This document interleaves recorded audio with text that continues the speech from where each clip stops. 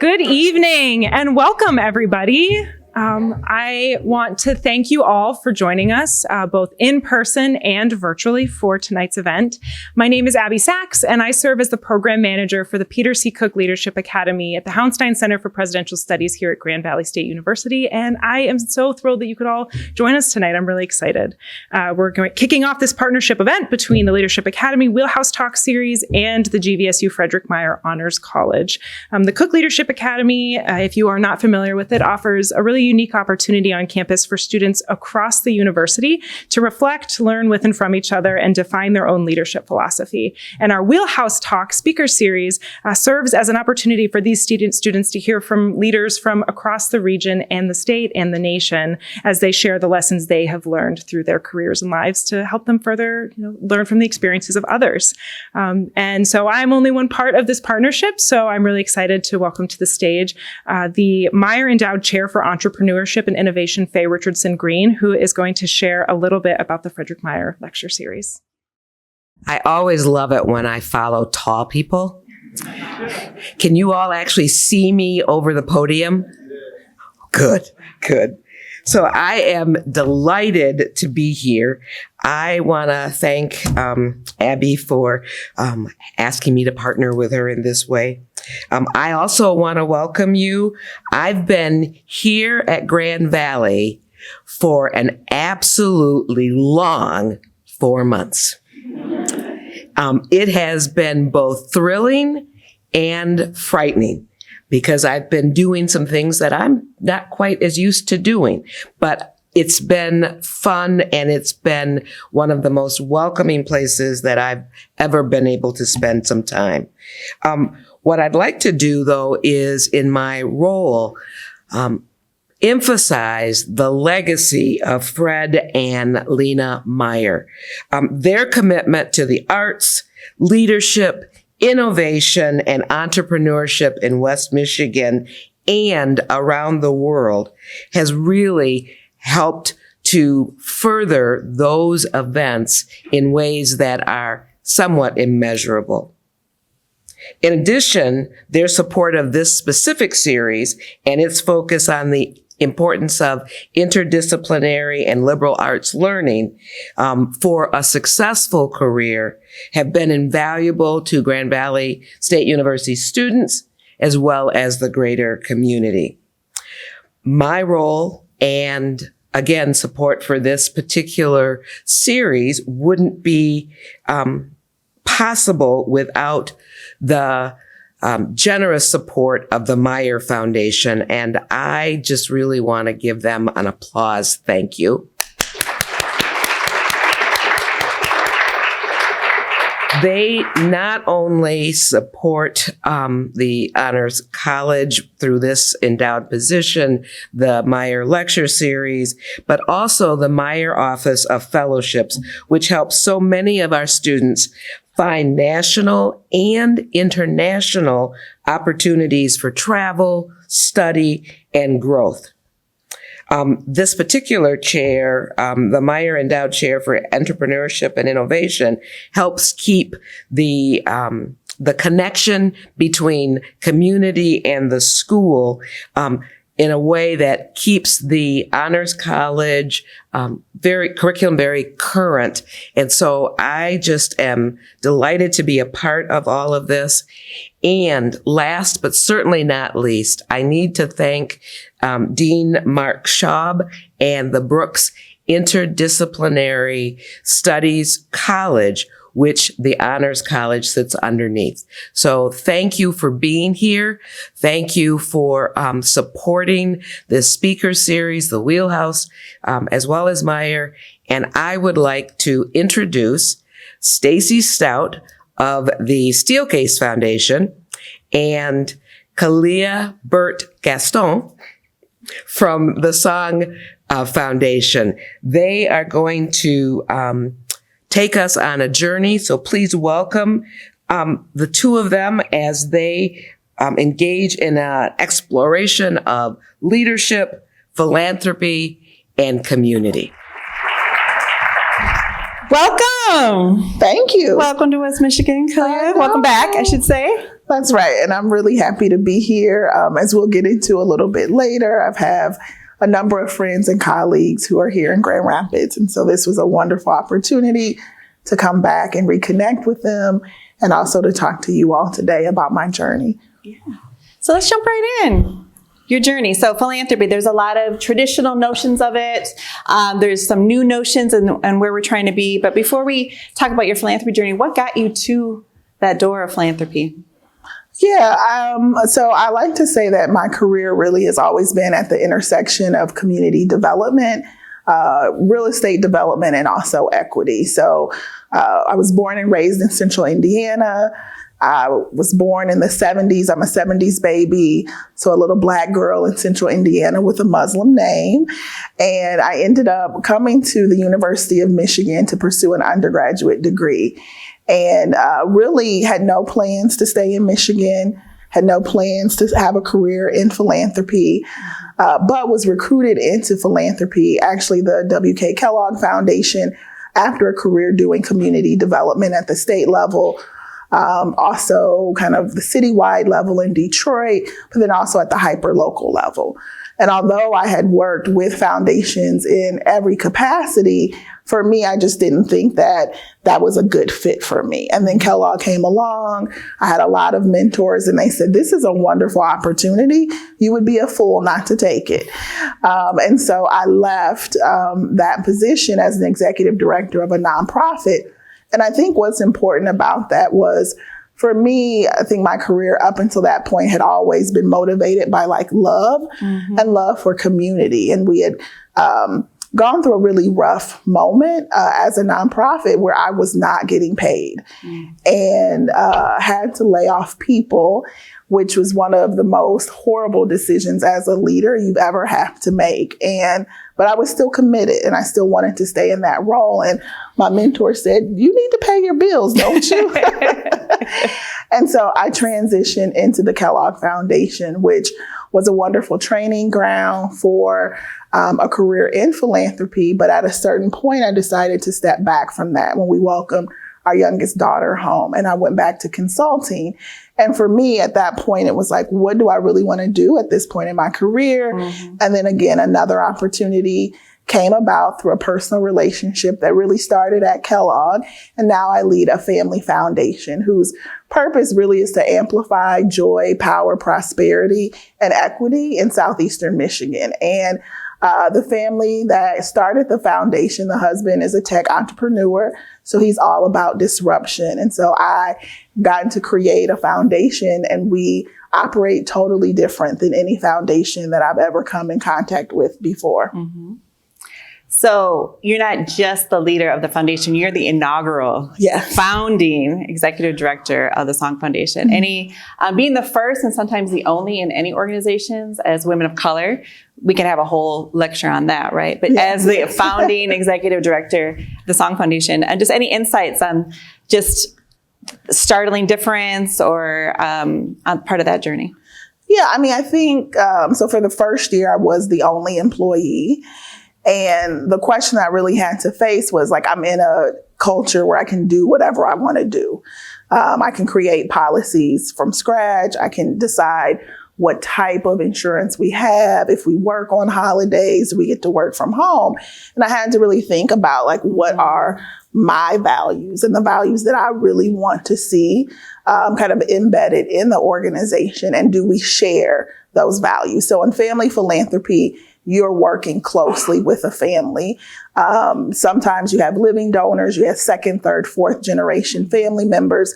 So it was also about like, can I be authentically myself in a way that they will respect? And the answer was yes. And so I had to decide like not to replicate some of the same practices that I had been exposed to, because I didn't have to anymore. And that as a leader was really freeing for me and really important to say, hey, I was telling Stacy, like, we don't have to worry about how we dress when we come to work. Like literally we can wear sweats every day. If we have internal meetings, you can wear sweatpants, you can wear tennis shoes, right? I have them on today. You can show up however you want to. And it was like, why? Like, why would we say you have to be in business casual? Because Does it make a difference in how you do your work? So it's like those types of conversations that have led us to where we are now. Just reimagining the workplace in general, let alone philanthropy. That's right. And I would always say prior to this role, I want to work in a more humane way. And not everyone knew what that meant. And so my journey now is like, how can I create that type of environment for me, but also others?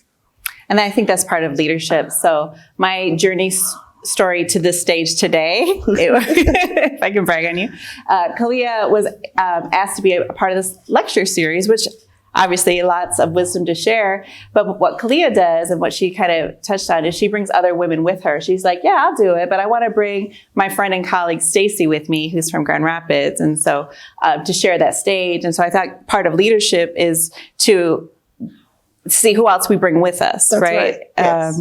And to ask, why are we doing it this way? We don't have to do it this way. And let's reimagine that. And so what is it? Adrienne Marie Brown, she talks about sometimes it's racial justice work. It's like sci-fi, right? We're trying to imagine a world that we have yet to imagine. And so I think you do that really well by asking questions. And you have a brilliant way of wondering out loud that is a beautiful, strategic, and I wish I could capture it, right? She asks questions in a way that she knows the answer to, but she wants to have people reflect and move along their journey. So, well, thank you. I have to shout out my mother. She was determined to raise me in a way that she had not been raised. So she, her father, she was the oldest girl. And he really silenced her a lot of times, right? It was like girls are supposed to, do work around the house, but not really invested in from a leadership standpoint. And so her and my father went on to have 3 girls. And so what was really important to her, as well as my father, was that we grow up to have voices and that we be supported to express our feelings and question really authority. And that was great until about high school. When I pushed back all the time on her authority. And I'm like, this is how you raised me. Like, what do you want me to do? What do you expect me to do? But that has gotten me in trouble throughout my career. But thank you. Thank you. Good trouble. Good trouble. That's right. That's right. That's good. So a little bit about myself. I'm here from Grand Rapids, originally from the Lakeshore, moved here for Grand Valley. Actually, my undergrad is biology, health education. Just really like the sciences. I graduated on Saturday. I started in the Office of Multicultural Affairs on Monday. The person that hired me retired on Wednesday. So I had a lot of great mentors along the way that believed in me and my leadership. And I was just fresh out of undergrad, and I helped start the Freshman Academy here. And one of my former students, who's a colleague, is here now. That makes me teary-eyed, actually. I love seeing my students. Hi, Selma. And so similar to you, working in community, loving community, showing up for community. So there with the Multicultural Affairs, the Hispanic Center of Western Michigan, where I say I grew up in my leadership for 7.5 years. Humble leadership. So I was the youth director, education director, but I was also the IT, the marketing manager, the custodian staff. Yeah, I did everything because that's what you do at nonprofits, right? Because it's about the work, it's about the community, not so much the title and that. So kind of working through there, I worked at GRPS, just got my first job at GRPS. I was Dean of Students at Burton. I was looking forward, I was going to have summers off. I didn't even know you could do that as an adult, right? Like I was looking forward to it. And then Kellogg came knocking and was like, hey, we're opening up an office in Grand Rapids. We'd really like to apply. And for me, I was like, I really like summer. Like I grew up by the beach, right? Remember the lakeshore. But it was transformational. And that's where we became friends and colleagues as well. But I think what makes us good, first of all, philanthropy wasn't on my radar. What is it? When I think of philanthropy, I think of really wealthy white men or families, if we're being really honest. And so like, I'm in philanthropy, what does that look like? And so it was new for me, even though I do have a master's of public administration here at Grand Valley as well. But I think what makes us and our colleagues in the field really good is that we come from community. That's right. Right? Yeah. And then we stay focused, we stay connected, stay grounded. We can, travel, do all that we do, but we know at the end of the day, we're at that table not to just bring the beautiful diversity, but to bring our voices, right? Yeah. And so often my voice shakes. I've been in City Hall. I was also the first director of equity engagement at City Hall here in Grand Rapids. And my voice would shake, right? I would get teary-eyed and stuff. But guess what? This might be shocking, but like I'm a human with like emotions. And I think also, so what I try to do, you talked about more humane workspaces, but like that means we're human. And so how do we really tap into our humanity is something that was a journey for me at the city as well. Yeah, I mean, we were talking in the green room, and it was a fabulous green room. So thank you, about executive coaching. And so I have an executive coach, and she's been just very instrumental in supporting me in this current role. But I remember several years ago when I met her, I called her after I had teared up in a work environment, and I was really hard on myself, and I was like, I shouldn't have cried. And she was like, well, why not? Like, why didn't you, why do you think that you shouldn't have cried in that space? And so we, decided to unpack that. And just yesterday, a young lady on our team, she was texting me, and she's like, I felt so embarrassed because I cried in a meeting where some men just kept interrupting her to the point where she couldn't finish her thought. And she walked out, and she was like, I teared up. And I said to her, like, it's okay, to tear up, to show, that emotion. And she was like, well, I wasn't hurt. I was pissed. And I was like, that's okay too, right? But to channel that emotion, one, in a healthy way, not only for yourself, but in advocacy for others. And I think that's extremely important. And I feel like a privilege that I have now, just with my career journey, being in a space where I can support the professional development of younger people in the workplace. Absolutely. Who are some of your mentors? Gosh, so many. Well, years ago, I was given this piece of advice, and they said, when you talk to busy people, never ask them to mentor you, because they'll say that they don't have time. And so I really took that to heart. So I feel like I don't necessarily have formal mentorship relationships, but I do have people that I can always call. One of them is, he's pretty much like my father. He's a vice provost at the University of Pittsburgh. He gave me my first job, actually, when I ended up doing evaluation for the Steelcase Foundation, which I didn't know what philanthropy was. Gave me an opportunity to learn the ropes, program evaluation. And I also think about, my mother, for all of the, fits that I've had as her oldest child. She's always believed in me from the very start. Like I said, I grew up as, a young Black woman in central Indiana in the 80s. And so a lot of my life, I was really invisible in spaces, where I felt like my parents loved me, my community loved me, but when I would go to school or I would be in after school settings, like no one really saw or appreciated like all this potential I got, right? It was like, what do you mean? And she would always affirm me. Like when I came home, she's like, baby, you can do it. You can do whatever you put your mind to. And so my mother retired after 35 years as a public school teacher. I think about my coaches who taught me what hard work was about. I was an athlete in elementary, middle, and high school, and like how to really like grind it out, which is something we talked about yesterday, right? Especially for young professionals entering into a field. Yes. You do gotta like put some skin in the game. You do have to work. And so they taught me like what hard work was about. And like if I really wanted something, how to put the time in to really obtain it. Absolutely. So when we talk about that, the Hispanic Center of Western Michigan, deeply, so I'm Indigenous and Latina. I care very deeply about my communities. Working at the Hispanic Center, and it was really around the clock, right? I had my first child there, and then I had my second, my daughter, my youngest, and just really working around the clock. I was grant writer. I was interim director for a little bit, and but I learned so much, right? Like I was exhausted, y'all. Like I talk about, I love it there. But for years, I feel like I had to recover because I put so much work into it. But that's where I really sharpened my skills, right? I put in the work. Now, there's hopefully a healthier way to do that. but there is something, because a lot of people talk about work-life balance, but you got to balance that with some real practical application experience. People that are willing to roll up their sleeves and do what has to be done. there's strength in that. There's beauty in that, right? And I know that's where I kind of am known for my leadership, actually. Beyond philanthropy and all of that, it's the young people I see that they Facebook me now, right? And they're all married at the Hispanic Center. And I think that's really powerful. Yeah, I mean, it's, I think where there are generational differences and they kind of come to head sometimes in the workplace. Yes. But I think when I started my career, right, I had my degree, I had some work experience, some internships. And in my mind, I was like, put me in, coach, right? I have my degree. And that first job out of graduate school, I couldn't find my way in, right, to the meetings that I thought I deserved to be in. Now, there were other things at play, but I remember having a really hard conversation with my direct supervisor. And I was like, look, I have a master's, but put me in the meeting. Like, I'm willing to take notes.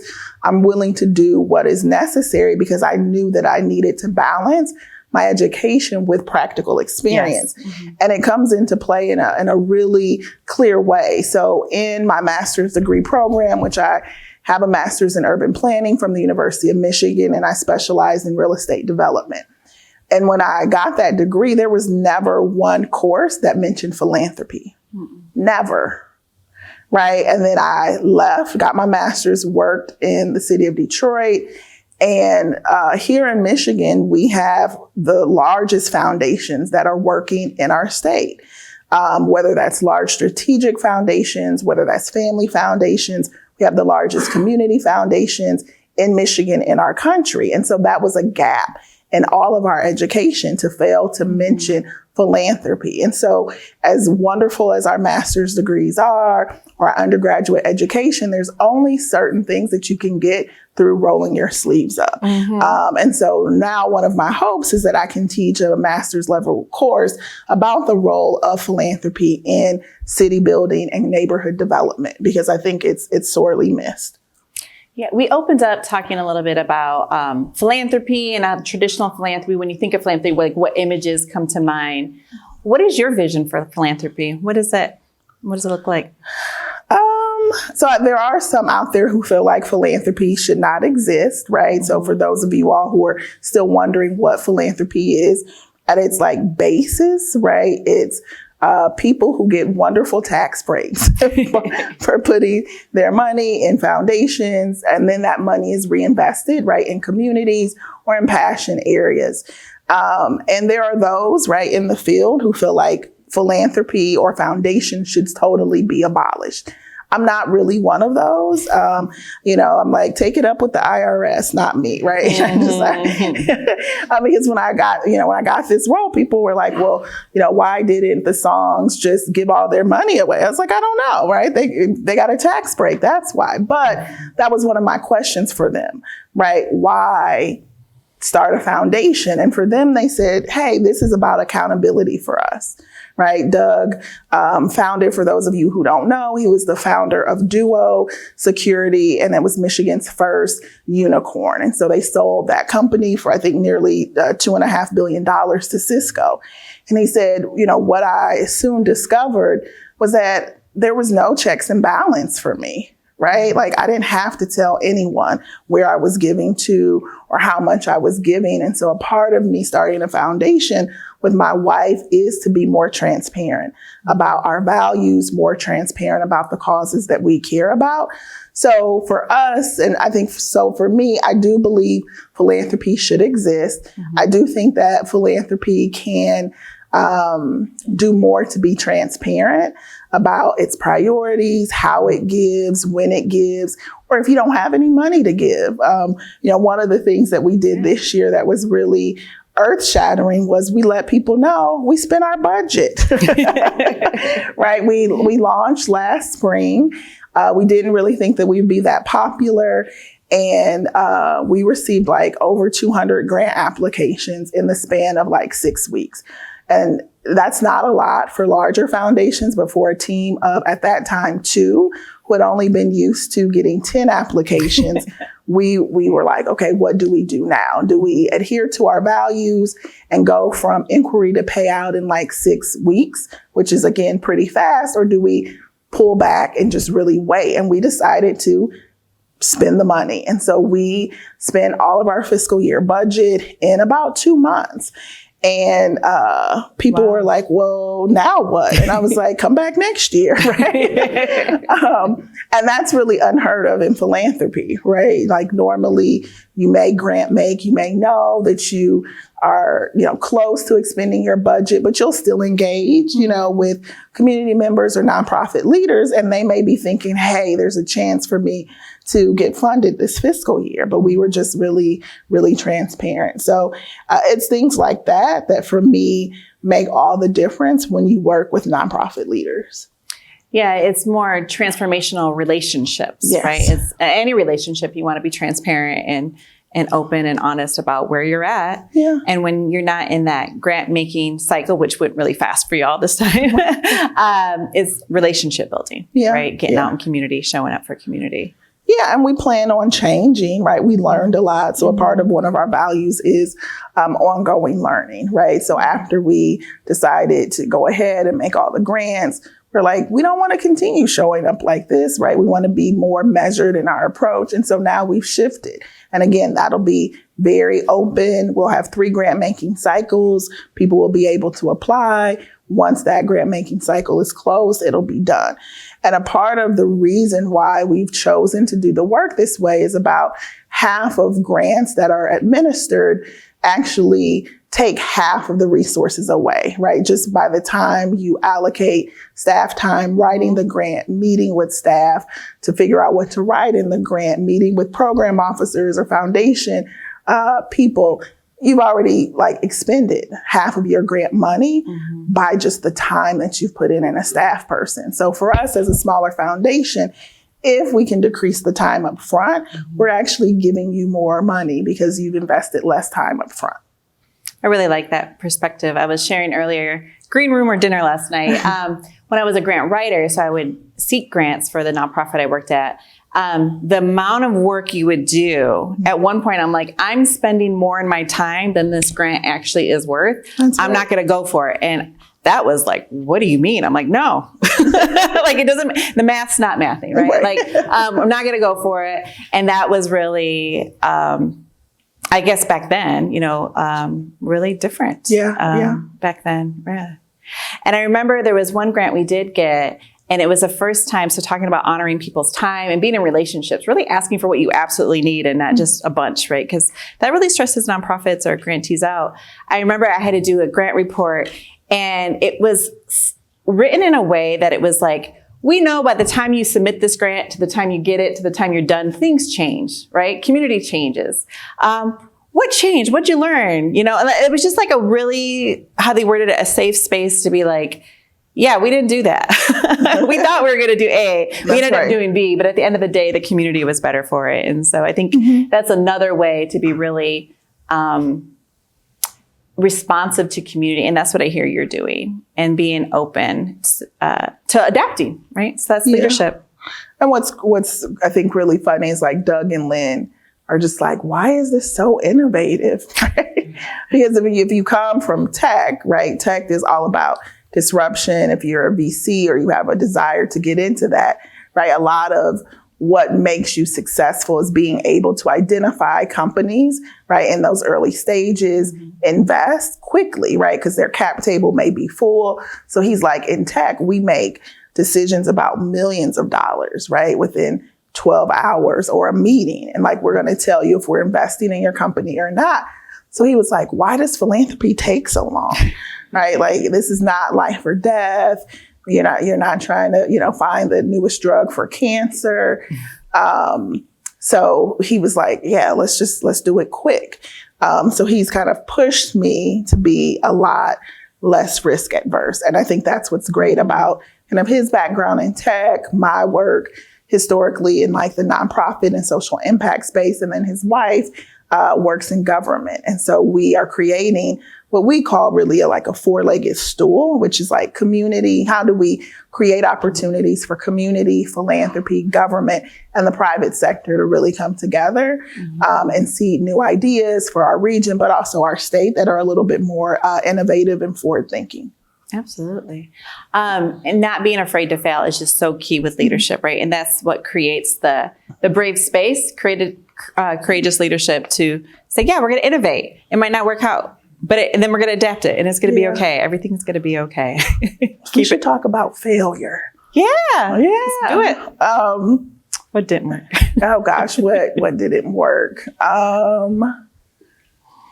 I haven't ever been fired, so that's really a good thing, which I'm proud about that. But I can recall interviewing for a job, because up until that point, like, I had this record where it was like every job that I interviewed for, I had gotten. And so I was like, okay, I'm going to continue with this streak, and interviewed for a position. And I just thought, like, oh, I'm a shoo-in, right? Like, I don't lose, right?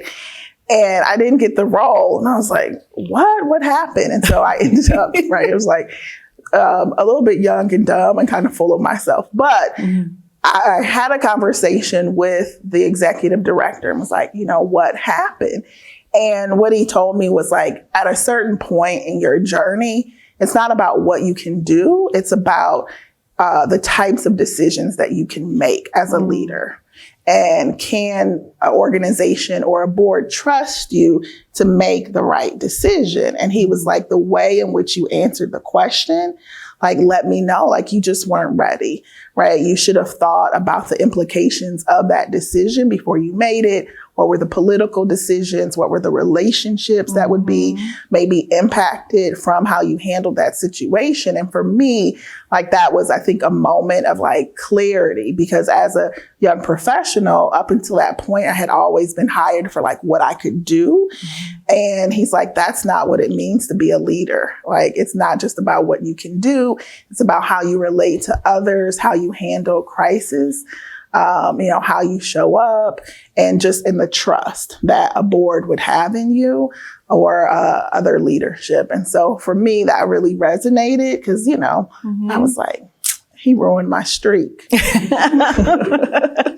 Fail forward. Yeah. One, I love that he was able to give you real feedback. Often in hiring processes, I don't know if people really want that feedback. And so that was a gift he gave to you, right? Yeah, I don't know how you felt afterwards, how you walked away, but now you see it as a gift.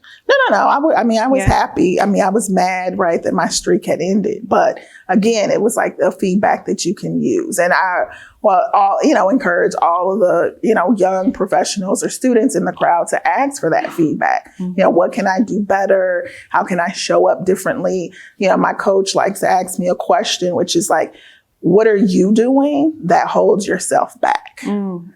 Right? So a lot of times we think that other people are holding us back in our personal development or in our career journey. And she's always like, no, if you sit with yourself and you really think about it, you'll identify, what you're doing to participate in that, whether it's fear, whether it's just a lack of self-awareness. So I think that's really important. Seek the feedback, write it down, meditate on it, and then figure out how to incorporate that in your leadership journey. Absolutely. And I think also receiving that feedback, but also as supervisors, that was a question in my one-on-ones I would often, from a former supervisor we had. we would always open up, how can I better partner with you? And so for my staff, I would open that up, and they're like, what? Like, yes, like every other week you get feedback with, the boss. And I think that creates a space of, like, shared learning, shared growth, brave space. I think that, again, that's really and then key. When you're in the leadership role, it's like, what can I do to help you show up better? Right? You're like paying it forward, and then you have to be open to feedback, right? As a leader, for people who work with you to say, no, that's not it. Actually, right. And that's hard. I think that's hard. And I think from my parents and my grandparents, that's also a little bit of a more modern concept, right? Because previous generations, it's like you show up to work, you do your job, you don't ask any questions of authority, you put your head down, you grind it out, you go home. So, we do have an immense amount of privilege in some ways to question authority that I think previous generations didn't really have always. Yeah, it's risky, right? As you navigate different spaces to ask. So one thing I always do, like whether it's community organizing or with nonprofit leadership, is I always center our values. Like often they're on the agenda even, right? What are our values? What is our shared vision? And then when things are not aligned, I ask a Khalilah question. Help me understand how this is advancing X, Y, and Z values. So speaking of values, what are some of the values, not of the Song Foundation, but like what really leads you Khalilah, as a leader? This is going to sound like super corny, but it's just really love. You know, I'm a sap. I cry all the time. I really love people.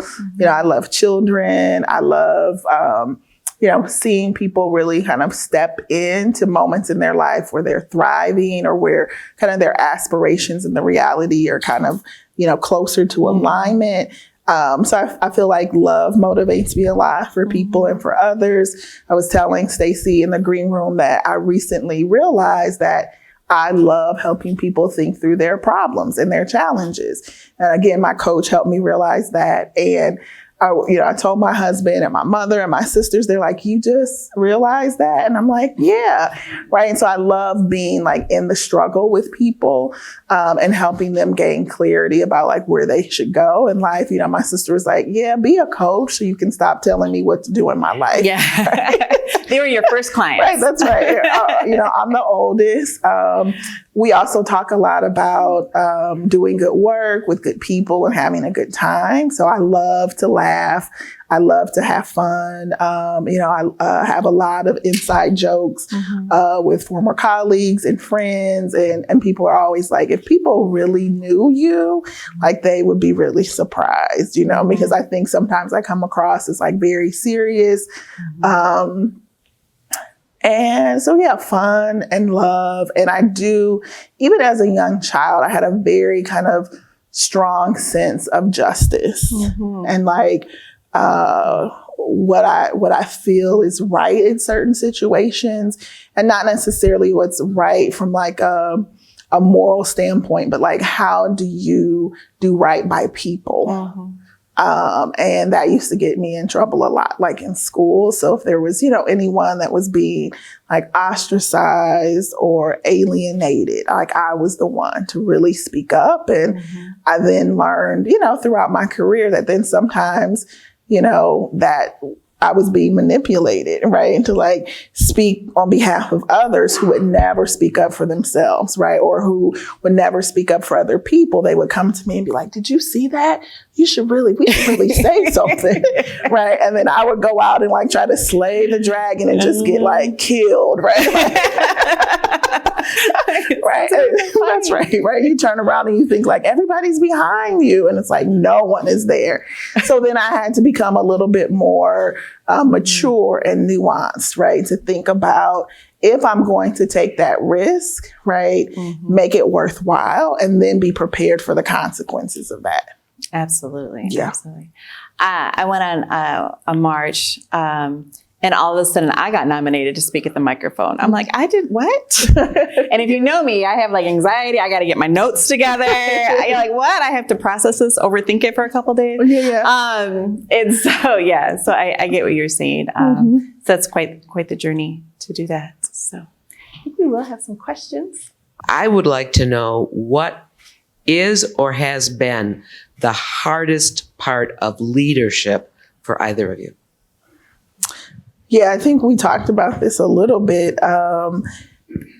When I had to lay off staff members, you think that you are, you got it under control and, you're leading. And then, in that position, you're responsible for the bottom line. And when I became an executive director of a nonprofit for the first time, we weren't in a good position financially. And I had to make really tough decisions. I had to lay off people with families. I had to lay off seniors. And I cried, I cried. And I remember thinking, they should have some like pity on me. And they were like, you just laid me off. Like, you'll be fine. You still have a job. But that caused me to say, and I'll be very transparent, like I will never be in a position where I have to fundraise for staff salaries. It caused a lot of stress for me. I would have nightmares about people not having health care. And I just couldn't manage it. After that, I think next, it would just be like thinking about, like you said, overanalyzing. Sometimes I overanalyze and really trying to figure out when and how to use my voice. And the work that I do, to be quite transparent, when you work in family philanthropy, you are working with high net worth individuals all the time. And how I show up, I have to be very calculated in those environments. Even if people don't share the same values, there may be a business relationship, it may be a personal relationship. And so really thinking about how and when do I want to raise questions about values, or, being a Black woman leading a family foundation. There's just not a lot of us, right? And when people see me, they assume I'm the admin, right? I'm the intern. I'm someone else besides the executive director. And so thinking about, or sometimes they ask me if I'm the wife, and I'm like, no. But thinking about, like, how do you correct those instances in a way that bring levity to it, but also get the point across? It's something that I think a lot about.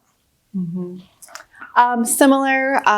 That's interesting. I'm like, your stories really resonate with me, because I too no longer want to fundraise, because we, especially in the nonprofit, just like you grow to care about. I'm still friends with people I worked at the Hispanic Center, and being responsible for their mortgages and their children. It's just, it's a lot of pressure, and the system doesn't always give grants so freely to people doing really good work. And so that was really stressful. And then also in government, having to let folks go. We have this window, and you can coach them, and I invest in people, but to let them go, the anxiety. But the same thing, like it's worse on them. But yeah, it caused a lot of anxiety. I think for me, your story also about how you receive that feedback. And what you're saying too, Faye, is I try to center myself in love. And so when I go into relationships, because if not, especially doing racial justice work, you can get real angry, right? Justifiably so. So I try to center myself in love and in good ways. I'm not perfect. I'm still on my journey. Okay. But, so I think having those conversations, but also there's this book, The 4 Agreements by Don Miguel Ruiz. And one of the 4 agreements is not to take anything personal. And that for me was really hard, because the work is so personal, but it's not personal against Stacy Stout, because they don't know me, right? And I think that was one of my hardest things, is to keep pushing, because it is personal. And, I have a vested and a shared interest in that. But I think that is, and now I have an amazing group of friends. They're like, Stacy, don't worry about it. It's not about you. Don't respond. Most of them are in the back row here. And I think that's been really helpful, because when you're visible, especially in government, you're visible. You know what I mean? You're part of community, and you care, and you're working really hard, but people don't know that. And, they get behind the typewriter on Facebook or whatever, and it gets really ugly. And so for me, and I'm like, oh, that's unfortunate. Because I'm trying to center myself in love. So I think the public scrutiny, I think, is difficult, but at the same time, how do we be open and transparent and have conversations and call people in? I'm really big on how do we call people in before we call them out? I have a 2-part question. Considering the magnitude of wealth that's being accumulated at the upper echelons of the socioeconomic ladder, do you think this enterprise of philanthropy is only going to be more prevalent in the future? And how do you promote ethical spending as someone involved in philanthropy? Yeah. Can you repeat the first part of the question? I know it was like the transfer of wealth and... So essentially, do you think philanthropy is going to be a more prevalent enterprise in the future, considering the number of high net worth individuals is only increasing? Yes, but I do think it will look differently. So there's a lot of great work being done by like 3rd, 4th generation family members who are like, we don't want to use the same vehicles. So you are seeing, especially kind of for tech founders, using LLCs, using donor advised funds. But then some of their children are like, we just don't want the money, right? We don't want the money. We don't want, the conflict, right, that comes with being very wealthy. And so there's a lot of movements for those, successor generations to figure out how they can do the work differently. And so I mentioned there's a national organization called the National Center for Family Philanthropy. And we had a retreat in the fall, and a lot of the conversation was about alternative vehicles for true philanthropy. So giving, right, but that doesn't rely on foundations or community foundations to do that. And a lot of great work on the West Coast, as well as like North Carolina, where some families have decided to set up endowments, especially if their wealth came from harm, right, or extraction, especially from industry around like environmental considerations. Some families have decided like we're going to spend down our resources and set up a trust or some sort of endowment to help rectify, right, the ills of previous generations. And so that work is very, very powerful. Everyone's not there, but there are some really progressive individuals and families who are making waves in the sector. Can you give the Leadership Academy some counsel and reflection on systems disruption? What do you want them to know about what it takes to disrupt the system, analyze it, actually get to different outcomes? Well, how much time do we have? I can't see the clock. 5 minutes. Yeah. You want to go first and then? Yeah. I think it's, for me, you have to pick your own style. I think being very clear on your values and how you want to show up. I mentioned earlier, I will speak up at meetings. I will speak up even if my voice shakes, or even if I need a pause to kind of like center myself. I'll say, hang on, like it's moving too fast. I just need a moment. This isn't feeling right. I even did this at Cabinet with City Hall. Like they want to go through the agenda. I'm like, wait, this isn't right. Someone help me find the words. And I started doing that as a way to like just stop. The busyness is a tool of oppression, right? Like we got to get on to the next thing. And so how do we slow things down? So I wonder out loud. I'm curious. I'm ready. That's the thing. I'm going to read things before I get there. I'm going to be prepared. And so I have a good mix of being prepared, right? Be prepared with whether the agenda, the pre-readings, understanding things, but then also I'm connected to my values. So who you get on stage here, or, if we go to Bistro later, it's the same Stacy, right? And so I'm consistent with my values, and that is powerful. It's been powerful for me to be able to speak up because I live in my truth. I do it. I not do it perfectly every day, but I do it. So that is very disruptive because being vulnerable, wondering out loud, asking questions, that shouldn't seem kind of like what Doug was like, why is this innovative? Why is this disruptive? But it is in some systems. And I found that with city government and others. It's just, wait, we're doing something that doesn't sound aligned to our values. Can someone help me understand? Right? Yeah. That's what I've been doing. So I think the first thing is like the systems that we have were actually created to work in the ways in which they are working, which is it benefits some and it oppresses others. I think you have to, in this day and age, build coalitions, right? A lot of times it needs to be an inside out strategy. You need to decide, can this system or this part of the system actually be shifted? Or do we just need to try to come in, right, with a new strategy and totally do something different? But I think the biggest thing is like, currently there are no mechanisms for ongoing long-term system building work. It's just, there isn't. We don't have them. A lot of people look to philanthropy, but if you work in philanthropy, at best, you may get 6 years, 9 years. If you get 10 years of funding from one foundation, like that is pretty much unheard of. So thinking about where do we or how do we fund long-term systems change work is really a question that has to be answered. But yeah, coalition building and rest. So we've been talking about this book, Rest is Resistance, right? Thinking through, like we're not able to imagine a different world unless we truly invest in rest and reflection and self-awareness. Like when you are overstimulated, tired, hungry, right? Irritated, you're not going to do your best thinking. And so that's been really a personal journey of mine to invest in rest and really listen and open myself up to new ideas. And I keep now a journal, thanks to my coach, of like new ideas. And it's amazing. You know, my husband's like, go away more often, like get more sleep. Cause I come home with like these, you know, these like moments of self-awareness. And he's like, that came to you after a nap? Like, go to sleep. Napping, key takeaway of leadership. That's right. Naps. I love it. Be well rested. Yes. Big fan of naps. Hello. When did you realize your leadership was being effective for the community and the organization? When it was being effective? Yes. Yeah. I still question myself. So I met a friend last night and she was like, I want to meet with you to kind of figure out how I can be like you when I grow up. And I was like, who, me? Like, no, you don't really want to be like me. I think for me, it was like really seeing like impact. And I think I shared this in like the podcast that you all will hear.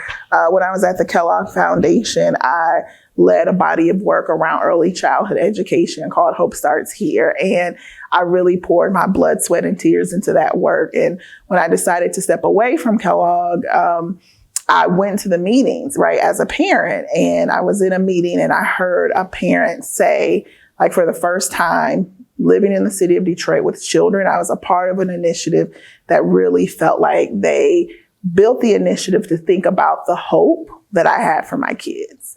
And, you know, I said I was a sap earlier. I ended up tearing up because I was like, that was the intent, right? Was to focus on the hope and the promise of Detroit children.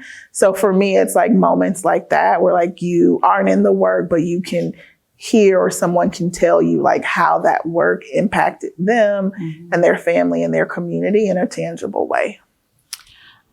Similar, there's been different markers that let me know that all this work is not in vain, right? I talked about Facebook messages. I had a student that I started a gang intervention program here in Kent County working with Latino youth. And I had someone, one of my students, he reached out to me and he's like, hey, they called me Miss. Hey, Miss, thank you for seeing us and just really not being afraid of us when other adults wouldn't even like look at us. You loved us and I'm doing really well. So I get emotional now. And we're doing really well. And honestly, that Facebook message is more dear to me. I mean, not to be rude or anything, but like I got awards, we got all this, but like that's like, wow, that's it, right? Yeah. Today I got another one. I did the neighborhood match fund at the city, invested in everyday residents doing amazing work. They didn't have to be a part nonprofit, but we just wanted to invest in their leadership. And they started this program for Black children in foster care to non-Black families to make sure that the foster families knew how to do hair, skincare, and culture and things of that nature.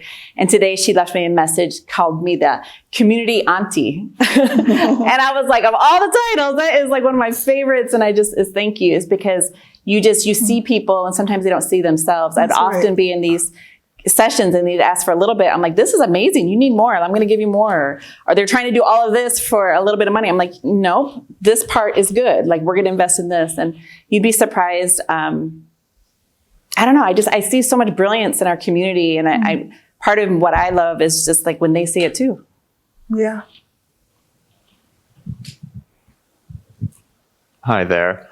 First of all, I really appreciate your perspective at looking at the private sector and the public sector and then the nonprofit sector and really zooming out and thinking like, what's the best vehicle to accomplish what we want to accomplish? Where can we find those points of collaboration? My question for you, though, is where do you see the future of philanthropy and how do you see it better engaging just everyday community members so it's something for everyone? Yeah. So there's a great mechanism of philanthropy called giving circles. And so, I mean, that's kind of taken off across the country where everyday people are coming together to pool their resources together around a philanthropic purpose. I think we were talking about donor advised funds and a lot of advocacy around requiring, right, a percentage of payout every year for donor advised funds. And, you know, some people like that, some people don't.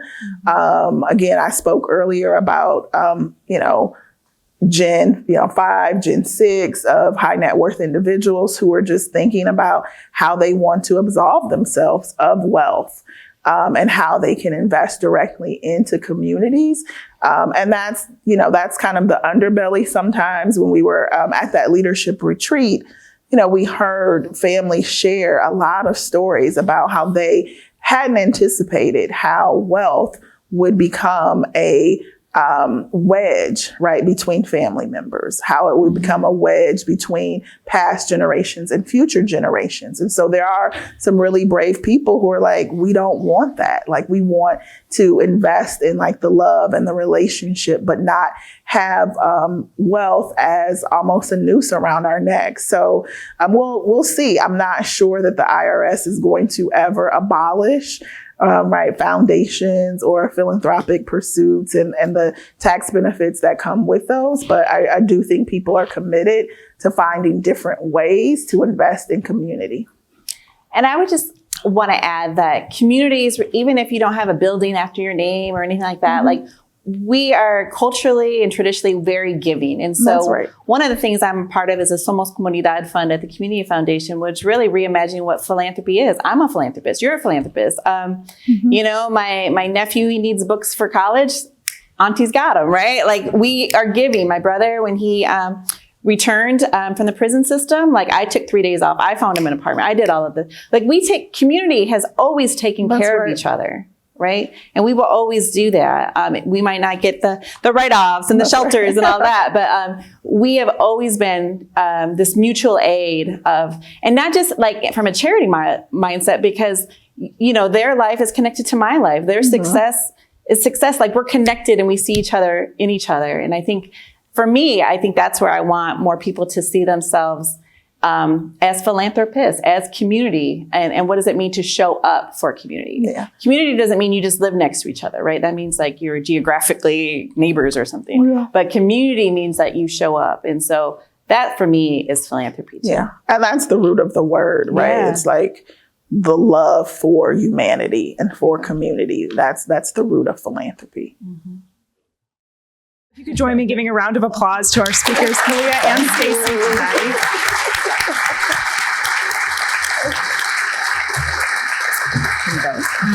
Khalilah, thank you so much for driving across the state to join us for this conversation. And Stacy, thank you for shepherding us through this incredible hour that I am quite honestly very sad to have over. And as Khalilah is so greatly plugged for us, if you're interested in learning a little bit more about her story, how she got to where she is, what makes her passionate about the work that she does, the Hauenstein Center has a podcast called Off the Stage. You can find it anywhere that you get your podcasts, and you can hear her speaking with our media specialist, Maddie Miller, and that's published now. So you could be the first people to hear that. Listen to it on the way home, listen to it on the bus, wherever you want.